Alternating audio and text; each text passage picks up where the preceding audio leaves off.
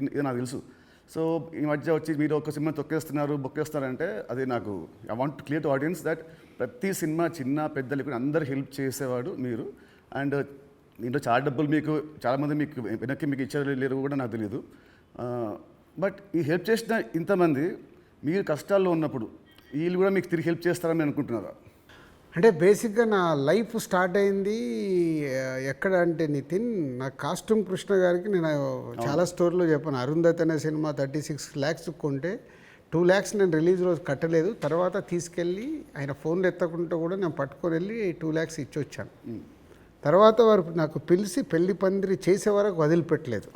నిజంగా పెళ్లి పందిరి అనే సినిమా లేకుంటే ఐఎమ్ నాట్ దే, అసలు సినిమా ఇండస్ట్రీలో నేను లేను అనేది నేను గట్టిగా నమ్ముతాను. సో అంటే ఒక హానెస్ట్ అనేది ఒకటి ఎంత పని చేసిందో హెల్పింగ్ కూడా అంతే పని చేస్తుందని నేను నమ్ముతాను. నా లైఫ్లో ఇప్పుడు నువ్వు సంక్రాంతికి అడిగావు, ఇది రాకుంటే ఇది ఉండుంటే, అలాంటి ఒక 4-5 ఇన్సిడెంట్స్ ఉన్నాయి.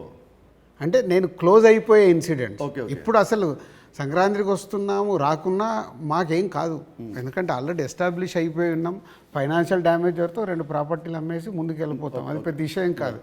కానీ నేను నార్మల్గా ఉన్నప్పుడు కూడా ఇలాంటి ఇన్సిడెంట్స్లోకి వెళ్ళి నేను దాటుకుంటూ వచ్చాను.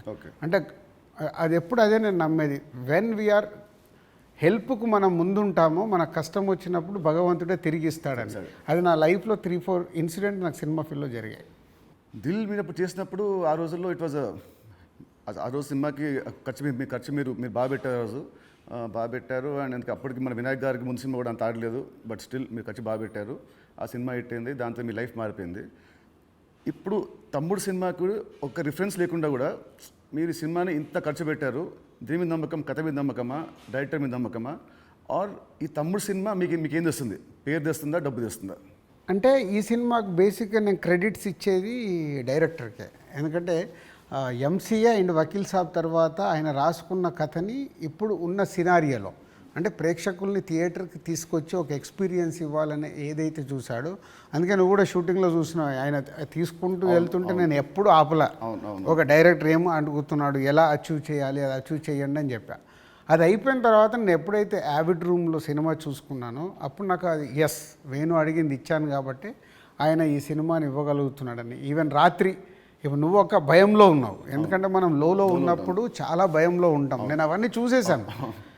నైట్ నువ్వు నాకు ఫోన్ చేసి ఒక రీల్ చూసేసి ఒక ఎగ్జైట్మెంట్తో ఫోన్ చేసావు. ఎందుకు? అది ఇప్పుడు మనం చూస్తున్నాం, ఒక సినిమా ఇలా షేప్ అయింది, సౌండ్తో ఇలా చూసినప్పుడు ఇలా ఉంది, ఒకటి ఉంటుంది కదా, అదే ఎగ్జైట్మెంట్.